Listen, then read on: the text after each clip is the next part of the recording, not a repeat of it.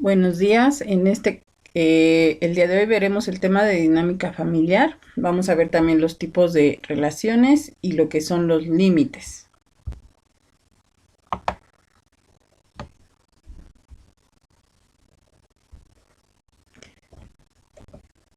Y bueno, el objetivo de abordar estos temas es sobre todo ver los cambios en la estructura familiar, así como sus repercusiones en las relaciones de la misma.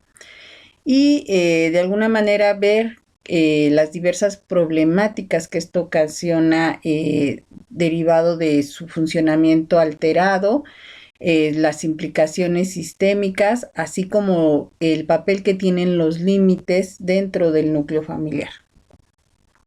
Y bueno, empezaremos diciendo que para hablar de dinámica familiar hablamos de sistema familiar y se compone de un conjunto de personas relacionadas entre sí que forman una unidad diferente al medio externo, es decir, que tienen un sistema interno y que de alguna manera la forma de funcionar dentro de la misma va a afectar la forma en cómo la persona se comporta fuera o cómo se relaciona. Es decir, hay límites extrasistémicos hacia el exterior e intrasistémicos hacia adentro.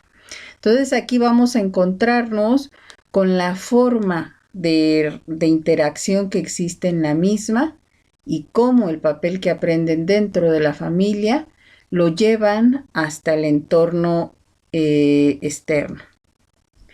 Y bueno, hablamos de estructura familiar o también conocido como dinámica familiar y decimos que va a ser esas pautas de interacción que ordenan a los subsistemas que componen una familia. Al hablar de subsistemas estamos hablando de la relación en la pareja, de la relación de los padres con los hijos y entre los hijos. Esos son los subsistemas que van a componer una familia en relaciones que presentan algún grado de constancia. Las estructuras o dinámicas familiares se van a distinguir en subsistemas, como ya lo explicábamos, relativamente estables, ya que obviamente al seguir evolucionando los miembros de la misma, al seguir desarrollándose, esto se va a modificar. Y se puede ver sobre todo en alianzas y jerarquías que caracterizan el mapa de organización familiar. Ahorita vamos a hablar de qué es una alianza, qué es una coalición, que tienen que ver con el tipo de interacción y cómo esto ayuda a manejar la interacción familiar. Las estructuras se pueden considerar también procesos lentos de larga duración, porque obviamente tienen que ver esa interacción con el tiempo de evolución y crecimiento de los hijos.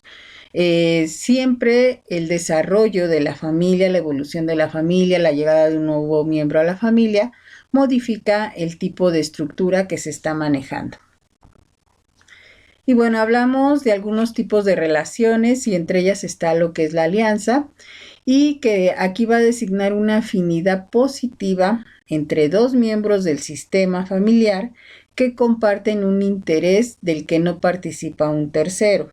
Por ejemplo, lo vemos con los padres que de alguna manera tienen un fin en común, que es el educar a sus hijos. A lo mejor ustedes dirían, pero es que ahí participa un tercero, pero las decisiones que ellos toman, la forma en cómo rigen o guían a sus hijos, es un acuerdo que tienen entre ellos y es un trabajo entre dos personas.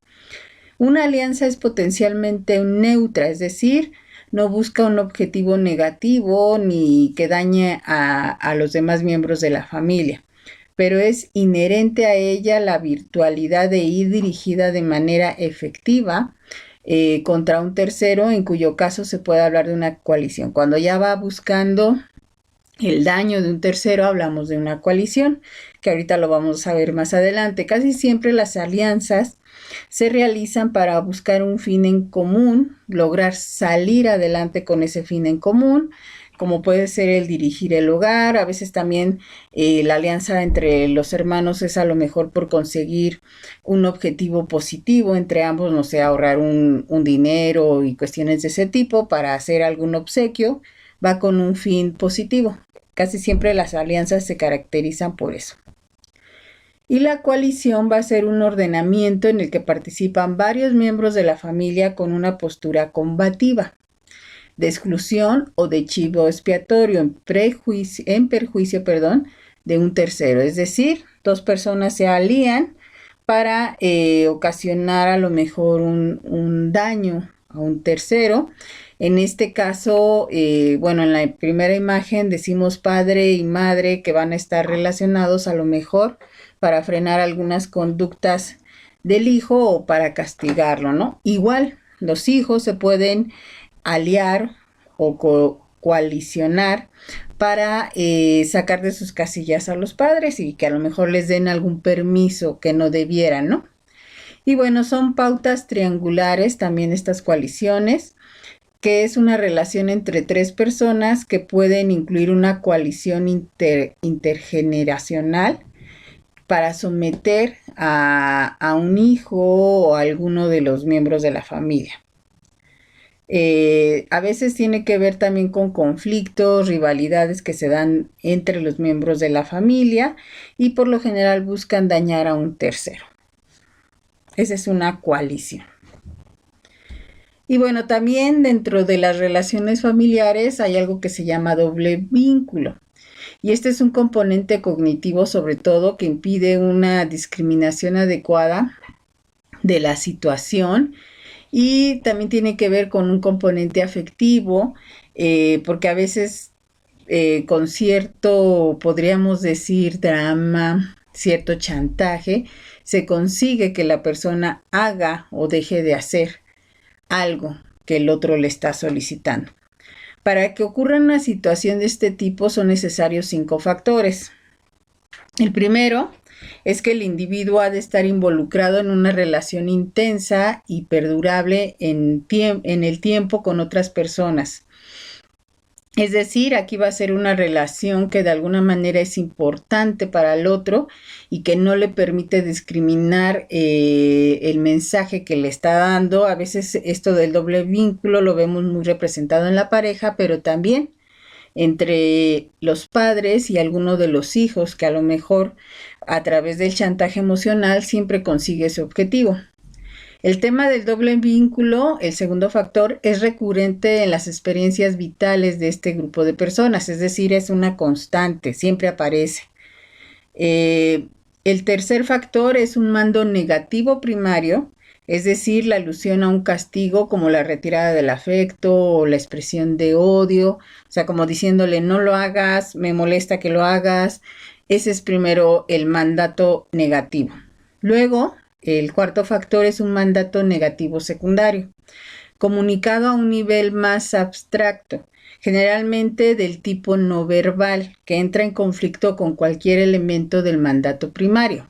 Puede ser que en cierto momento le digamos al hijo, está bien, puedes ir, pero a lo mejor nuestro gesto, nuestra mirada, nuestras muecas dicen lo contrario, dicen que no. Ese es el mandato negativo secundario. Y hay un mandato negativo terciario que prohíbe al individuo escapar de la situación. La persona está sometida a una situación de doble vínculo y no puede metacomunicarse, es decir, no entiende por completo lo que es el mensaje, porque lo está confundiendo, porque por un lado le dice sí, por otro lado le demuestra que no, y por el otro lado lo deja pensando en qué es lo que va a pasar. Entonces no puede la persona determinar qué es lo que va a ocurrir. Es como cuando le decimos a una persona, está bien, te puedes ir, pero allá tú, si se entera tu papá. Allá tú, si se te pierde. Cuando le dicen a un niño, sí, sí, lleva tu juguete, pero allá tú, si se te pierde. O sea, le estás diciendo, sí, hazlo, pero al mismo tiempo le estás diciendo que no. Y entonces el niño se queda como que, ¿qué hago, no? Igual le ocurre entre los padres, el adolescente, la pareja, donde parece como que el otro le dice, no me molesta que lo hagas, pero el gesto está diciendo otra cosa. Ese es el doble vínculo. Entonces ahí tiene ese comunicado, hace que la persona a veces deje de hacer las cosas o no pueda tomar una decisión. Algo importante que debemos de tener claro en la familia y que a veces se pierde un poco y ocasiona una serie de dificultades es lo que son los límites. Yo recuerdo cuando se daba la clase de forma presencial, siempre decían es algo que nos imponen, ¿sí? Pero si nos vamos a un libro de psicología, a bibliografías que hablan de esto de los límites, nos dicen que es la frontera psicológica necesaria, fíjense, frontera psicológica, o sea, no está escrita, pero sabemos que es algo que nuestra psique nos dice que podemos o no podemos hacerlo. Ajá. Y aparte nos dice que es necesario, o sea, no es que nos impongan, es que necesitamos esos límites para salvaguardar el espacio físico y emocional que todo ser humano necesita para desarrollar su identidad, autonomía e independencia. Si ustedes recuerdan, cuando hablamos de límites en el desarrollo de la persona, decíamos que los niños los pueden percibir desde el 1.5 años de vida. Los niños comienzan a entender que hay un no desde los 9 meses, existe esa palabra. Y posteriormente hacia el año van entendiendo en qué momento lo tienen que utilizar ese no.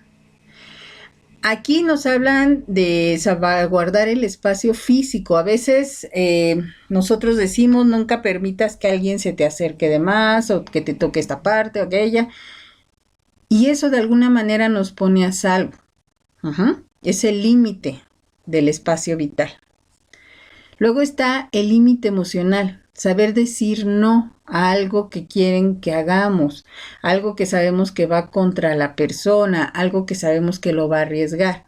Y esto va generando este límite, la existencia de los límites, que la persona pueda formar una identidad propia, una autonomía, que sepa decidir, que pueda decir sí o no a las cosas, y también una independencia de la persona. Nosotros en la última imagen, en la tercera imagen, donde está el sujeto entre círculos, nos hablan de que hay zonas en la persona, hay límites, cada uno de nosotros los va poniendo, ¿no?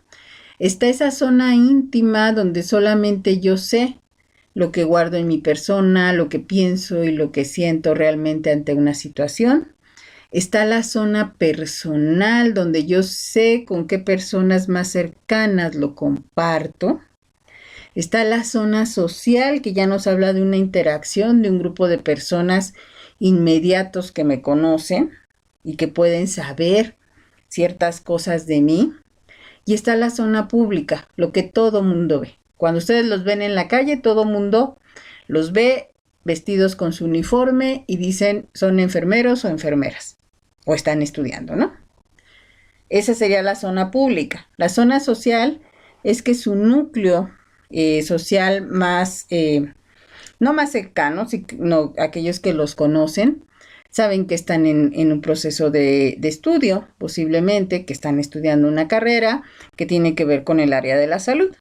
Su zona personal, que ya son las personas más cercanas, saben que están estudiando y hasta pueden saber en qué semestre y hasta en qué escuela van.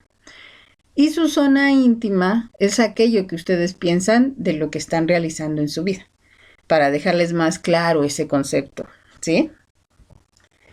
Y bueno, ¿por qué son importantes los límites? Decíamos que los niños necesitan y desean ser guiados. Necesitan esos límites para reconocer qué puedo hacer y qué no puedo hacer, qué debo y qué no debo hacer.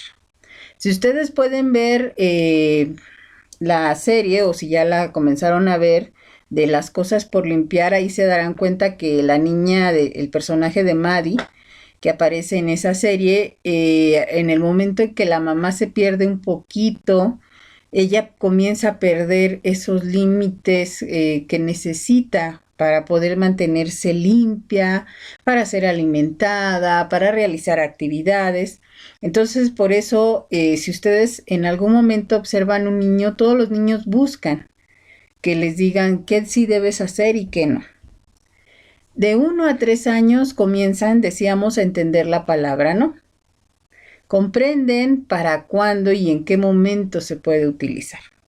En primer lugar, puede ser desafiante para ellos el usar el no, ¿sí? Porque a lo mejor eso de que me estén diciendo todo el tiempo no, tengo que ver por qué. En ese caso tenemos que disminuir un poco la cantidad de no y explicar el por qué, sobre todo cuando el niño se puede hacer daño. No es nada más decirle no, no, no, porque lo digo yo, porque eso genera un conflicto y un intento de rebeldía en los pequeños. Algo que no se nos debe olvidar y que ustedes deben de proponerlo siempre con los padres de sus pacientes, no se necesita ser el amigo de los hijos, sino la guía de ellos. Porque los valores, ¿qué le van a proporcionar al niño? Les van a proporcionar en primer lugar seguridad. Seguridad física y emocional de su persona. Segundo, le van a dar valores, porque a través de esos límites aprendemos lo que como persona debo de tener como principio, como valor, lo que debo de hacer, lo que está bien que yo haga, lo que me hace sentir bien que yo haga. ¿Sí? Esos son los valores. Y tercero, le sirven como protección. El saber utilizar el no, el saber que tienen un cuerpo, que tienen que respetarlo otros y hasta ellos mismos, les da esa protección, esa seguridad. Entonces, ahí está el porqué de la existencia de los límites. ¿Cómo establecer límites? Se deben de establecer límites claros y específicos. No podemos decirles un día sí puedes hacer esto y luego al siguiente no. Tenemos que ser claros qué es lo que sí se debe de hacer y qué no y en qué momentos los puedo utilizar. Informar las circunstancias en que se van a aplicar. ¿En qué momento puedo aplicar los límites? ¿Por qué se deben de aplicar en ese tiempo, en ese momento? Se deben de formular de forma positiva. No, un límite es no hagas, no, ese no es un límite. ¿Sí? El límite es cuídate, baja las escaleras sin correr. Más no poner, no corras. ¿Sí? Sino más bien es baja las escaleras con cuidado, despacio, caminando. Se debe de ser firme. Si ya pusimos un límite, los padres deben de respetarlo. Eso de a la tercera, no. Debe de ser el límite desde un principio. Ser consistente, siempre manejar el mismo límite, no modificarlo porque el niño ya nos puso sus ojitos tristes, porque entonces ahí se pierde. Y hay varios tipos de límites o reglas. Están los fundamentales, que son pocos y claros, no tienen negociación, ya que velan por la integridad física y moral de la familia. Por ejemplo, el no levantar la voz o hablar correctamente. Son límites necesarios que van a velar por la integridad de la persona. Cuidarse, alimentarse, cosas de ese tipo son límites fundamentales. Límites que tienen que ver con el respeto, igual no son negociables y tienen que ver con los valores familiares y sociales. Dar respeto para que recibas respeto, nos dice la imagen, pero también ahí puede ser hablar con la verdad, que tiene que ver con la honestidad, no levantar falsos testimonios de otra persona y demás. Son valores que no se pueden modificar, que tienen que ver con el respeto a terceros, porque mi libertad termina donde empieza el derecho del otro o la libertad del otro.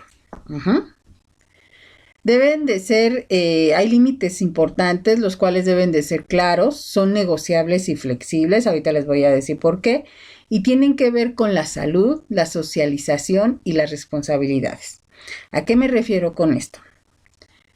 Debe de la persona de alimentarse en ciertos horarios para no enfermar.